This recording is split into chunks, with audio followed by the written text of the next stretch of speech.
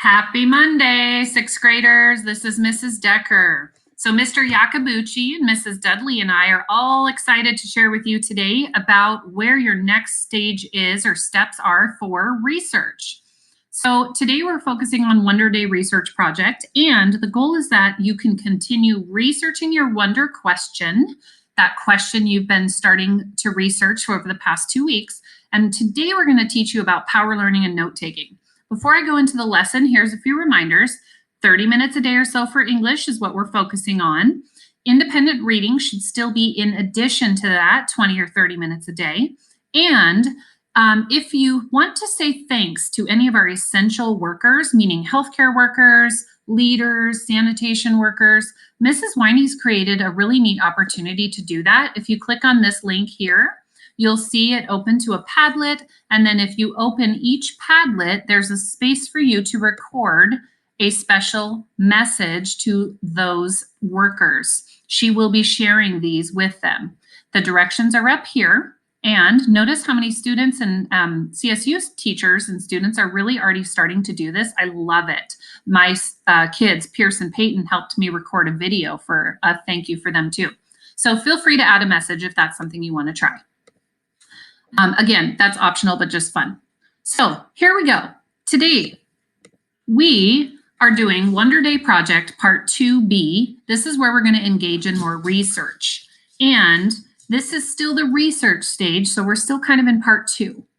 I want to ask you and have you be thinking about, as we get started, how the research is going for you so far. Last week was our first week of research, where we asked you just to get one source from your computer and start to think about how to be a critical consumer of information. In other words, how to make sure that your sources you're using are reliable, accurate, and without bias.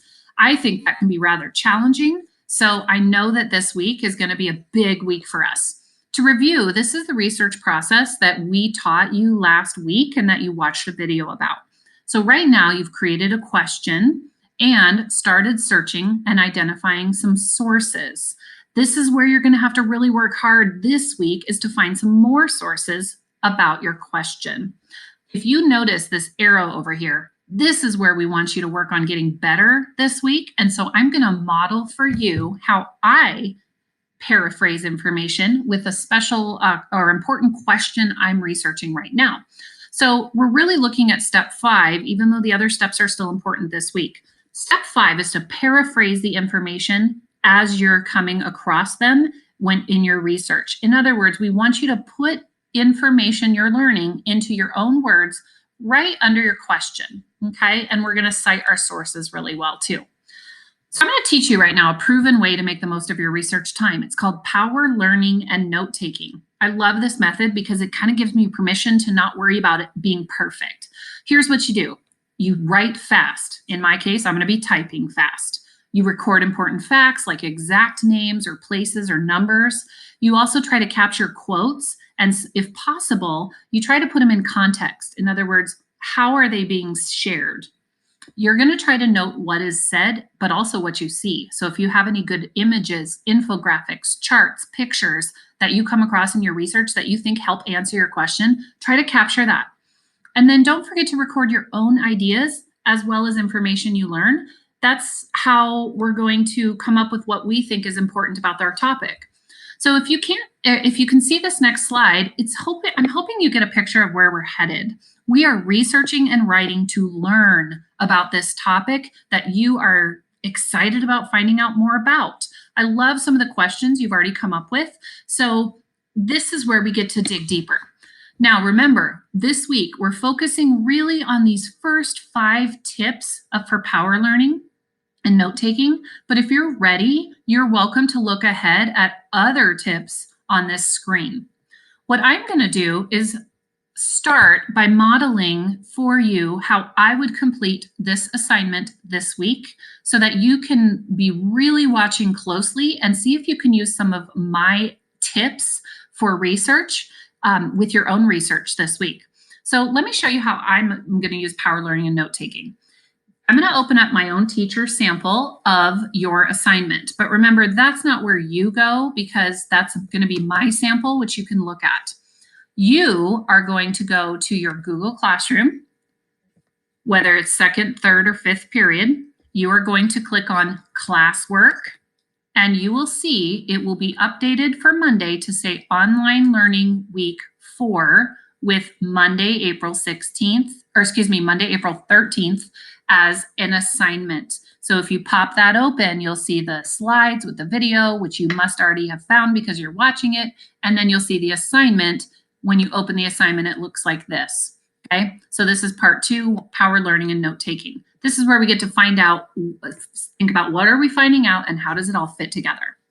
So today we're going to continue researching by finding at least 2 or 3 more sources. In other words, if you found a website last week that helped answer your question, you're going to go to a new place and start researching more websites or sources this week that still answer your same question. I want you to also try some tips for power learning and note taking. So I've recorded those right here for you, just so they're right nearby as you work. So I'm going to type fast and furious, record important facts, capture quotes. I'm going to note what is said and what I see. I'm going to record my own ideas as well as information. And at the end, before I move on to a new source, I'm going to stop and jot what I think was most important to remember from a source that I just researched. So here's where I'm going to go first. My research question. This is different than yours. I am actually researching right now, how can we stop bullying? Because it's a topic I really care about. I love Preston Middle School, and I think it is, we've taken a lot of steps to prevent bullying, but I don't want to just lower it or limit it. I want to stop it completely. So how can I research this topic? My first thing I'm going to do is make sure I do a new source from last week. So if I tried a source last week, I'm going to do a new one. So I was Googling how to stop bullying, and I came across this article in a website called teeninc.com. And this is interesting to me. By the way, you may not just record or write down your first source. You might have to do some digging. So I had to kind of sift through a lot of links to see which ones I thought would most help me with my research. And I really liked this article as I skimmed it because it's written by teens for teens. I also really liked the title. I was hesitant about how old it was. So here's my one thing I'm going to be thinking about as I read. Is this article that's 8 years old, is this still the case today? Because we're talking about 8 years later. But here's what I'm going to do to model.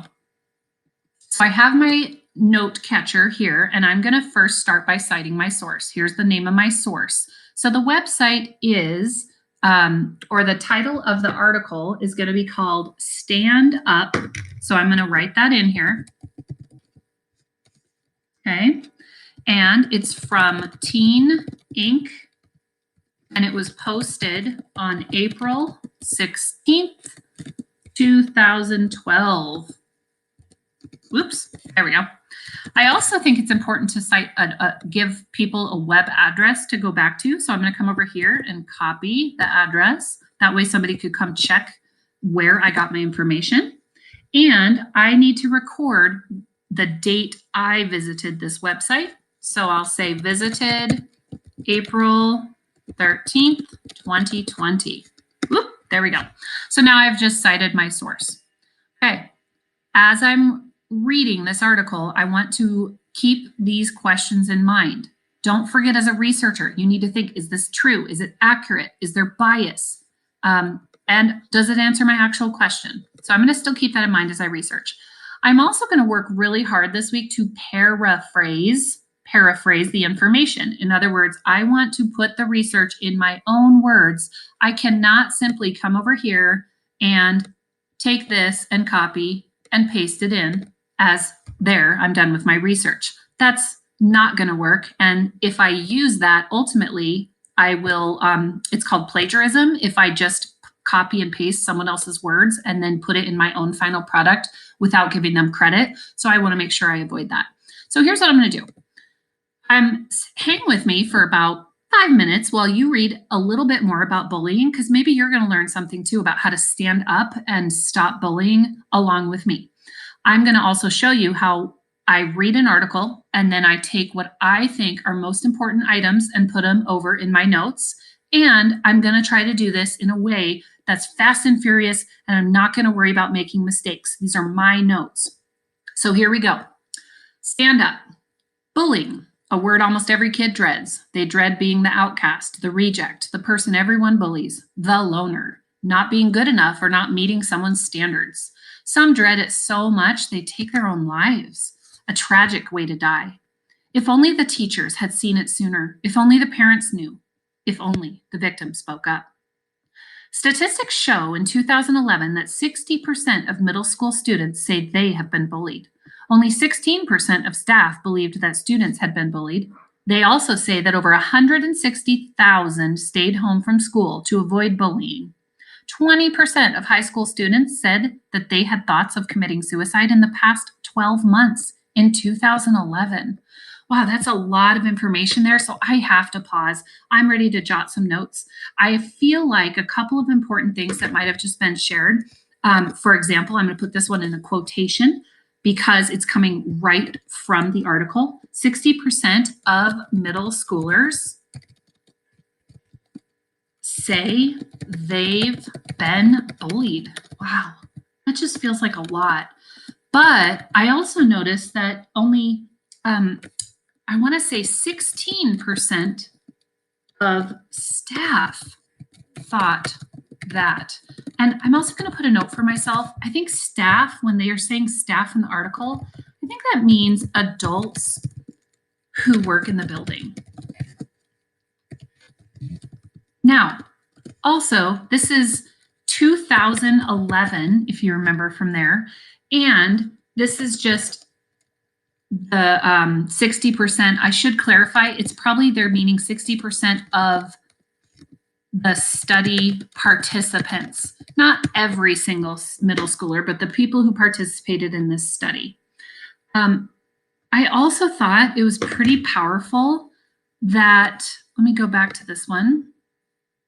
I also thought it was pretty powerful. They were saying 20% of high school students had thoughts of suicide. That really scares me and concerns me, and I want to make sure that we are not following that same trail in 2020 as what they were saying in 2011. So I'm going to record 20% of high schoolers had thoughts of committing suicide. And this was from the 2011 group who participated in the research or in the study. Okay, now I'm going to go back to my article and keep reading. See if you can capture any things that, like I'm doing as you're listening along. What would you choose to enter? Don't forget, fast and furious, facts, dates, something that stands out, especially things that are answering my research question of how to stop bullying. In my opinion, these numbers are too high. What can we do to stop bullying? There are numerous ways to prevent bullying.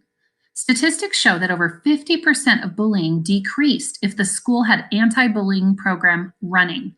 If every school had an anti-bullying program running, it might reduce the percentage of bullying. It would show the bullies how much they hurt the person who were bullying. It would also be more helpful if teachers kept an eye on students at all times. Many bullying cases occur on the playground or at passing. Only 25% of bullied students said that teachers intervened a bullying incident, while 71% of teachers said they intervened a bullying incident. Whew, a lot of information in those two paragraphs. I gotta pause. Here's what I'm noticing. They are definitely in this article giving me some ways to stop bullying, which is what I'm trying to research. One of the things that was mentioned first was, do you remember, guys? Right here. Bullying decreases if the school has an anti-bullying program. Okay, so make sure school has anti-bullying program. I actually like that there's a statistic or a quote in there I think I could use. And I'm going to take this right here. I'm going to copy it. And I'm going to put it over here along with that. And I'm going to say, remember, according to the article. Now remember, I put this in quotations because I am capturing the quote that came from the website, but I'm also using some context to put around it, okay? Also, oops, I don't want a number 2 there. I want that to still be the first thing. The second thing I heard in the article, it talked about a way to stop bullying was that we need teachers to really step in. Teachers should keep an eye on students at all times. So I'm going to say teachers should intervene anytime they see something. Let's finish this up. Last 2 paragraphs, or 3, I should say. Another way is to talk to the bully or stand up to them. Tell them how much it hurts when they call you names or physically hurt you. Try to help them understand bullying isn't cool, and most likely they bully just to impress their friends. So a third way I'm hearing is to actually, as a student, talk to the bully or stand up to them. So 3, talk to the bully or stand up to them. Tell a teacher or trusted adult. It's one of the most commonly known ways to stop a bully from bullying you. Don't worry, you won't be a snitch or a tattletale. Telling is when someone purposely tells on someone to get them in trouble. Just telling a teacher or trusted adult the situation is perfectly fine. It will help you in the long run. So again, I just heard a 4th way to stop bullying. Not only should students talk to the teacher, but talk to the bully and stand up to them. That's hard to do, but it makes a big difference. We talk about that at Preston, being an upstander, not a bystander. The last paragraph looks like a conclusion to me. And if I read it as I'm reading the rest of it, it doesn't seem like it's anything I need to add to my own research, but it's a good conclusion for this particular article as they're trying to get their point across that bullying is never tolerable. So speaking of a conclusion, before I move on to my next resource, I just kind of want to look and read through my notes that I've taken and captured, my power learning and note taking. And now, before I finish and go to a new source, I want to ask myself, what is the important thing to remember from my research in this article that I just did? And I feel like if I'm really going to capture everything I learned from this article in one statement, I'm thinking that bullying is never okay. And we should make sure schools have programs to help, like the anti-bullying program they talk about. We should make sure they should have teachers who step in. And schools should have students who stand up to bullies and tell them to stop. Would you guys agree? That is me thinking about what's most important in my research before I move on to a different source. So notice I have paraphrased because I have put a lot of the research in my own words. If I used exact words from the website, Teen Inc., then I put it in quotations. See that right here and right here? Now, 6th graders, I'm not going to go on to a 3rd or a 4th source today while I'm videoing, but as I research my topic of how to stop bullying, I'm definitely going to dig for other sources that I think might be really strong for me as I learn more about my question. And that this is where I'm going to capture these, a 3rd source this week, and if you'd like, even a 4th source. So remember, your goal, let me scroll back up, is to get 2 or 3 more sources different than last week's and try some power learning and note-taking as you do it. So we are ready to jump in and do the research. Your job right now is to go to your copy of the Wonder Day Research Project, Part 2B. It's assigned in Google Classroom under Today's tab, Monday 4/13. Open it. It will make you your own copy. Follow the steps on the assignment and click Turn In when finished. We want you to have fun with this and check in with us if we can support you in any way. Mr. Yakabuchi and Mrs. Dudley and I also have a lot of great websites or articles if you're feeling stuck with your research question and might just want to try a different question or get some guidance as to where to go for some good research. But we know you guys are getting smarter about this research and how to find reliable sources. So we can't wait to see what you start coming up with. Good luck this week, sixth graders.